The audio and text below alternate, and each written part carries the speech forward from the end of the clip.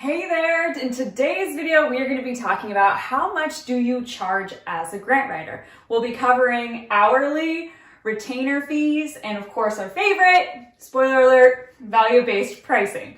So whether your goal is to become a freelance grant writer, be a full-time consultant, or you want to land a new job, the best way to get there is with real-world experience. And with real-world experience, you need to make sure you're charging enough, right? We want you to build a profitable business. And if you know anything about the way that we roll, we believe in starting with freelancing no matter what your end objective is. So it's important to understand this structure. All right, with that, let's hit it.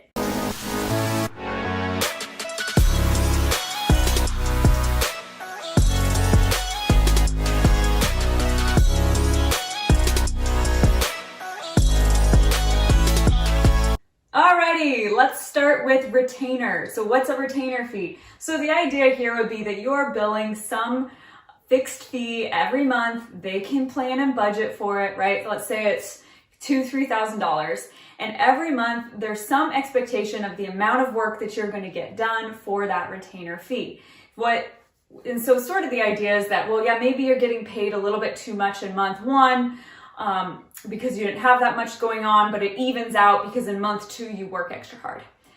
Now here's the deal. I do not like retainer fees because it feels like there's this inherent tension between you and the client. You obviously want to work the least amount possible to still get your retainer fee. They want to throw you as much as possible so they're getting the most out of it. So there's just this weird tension. I think there often becomes issues too with saying, well, am I getting my money's worth? And you feeling like, hey, you just asked for so much more than, you're compensating me for. So I don't like it, but I do see how a retainer fee can be appealing if you just want to know you've got a stable income, right? Especially with your first project or two, you want to know you've got some sort of baseline because as you know, consulting work can really spike, right? You might invoice $30,000 worth of projects in 1 month, but you're not going to get paid for 60 days, right? So it can just leave these weird peaks and valleys. I get why this is appealing, but I encourage you to not go this route if you can, because there are better options. So what about hourly? This is the most common method. This is what you're used to hearing about in freelancing. What are your rates? What's your hourly fee, right? And the idea here is that you are charging for an hour's worth of work and they pay you for an hour's worth of work, right? Now, here's why I also don't like this model for the most part. There is an asterisk. This punishes you the better you get. Because the better you get, the more efficient you are, the better systems you have, so you can do more work, right? That's great. But you're still only getting paid for the 8 hours that you can put in, right? And I want to give you an example on this. So when I first did my very first EPA Brownfield community-wide assessment grant, that sucker is hard work, right? And it took everything I had to do one application. I think it was a 3, maybe 4 week process, and there were other people helping too. Okay, great. Fast forward a year, figured a lot out with that application. That was successful, by the way. But anyway, felt like, yeah, I can take on 2 of these. And I did them in 2 weeks and 3 weeks respectively, like together, overlapping. And it was chaos. I did it. They were both successful, tons of work, kind of lost a couple weeks of my life. Thankfully, it was in the dark month of December. But the reality is I didn't get paid more. I just did twice the work because I was billing by the hour, right? So that's the problem, is that you get more effective and then it takes you less time and then you're paid less. So what the heck, right?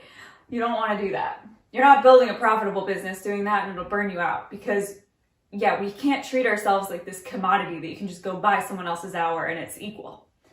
Okay, so that brings us to my favorite, value-based pricing. What's that? That is my favorite mentor in consulting. This guy built a super successful engineering consulting firm using this model. And so I've taken it and applied it to my grant writing consulting business, and it has crushed it. The idea here is you charge based on the value that your client gets by your work. Okay?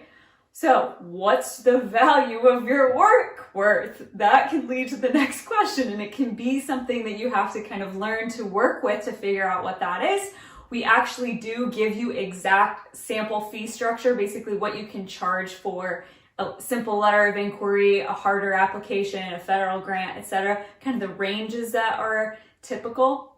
That is in the training that is linked below. It talks all about how you break into a career in grant writing. I didn't want to write all those down here because it's a ton of numbers, so you can go watch that there.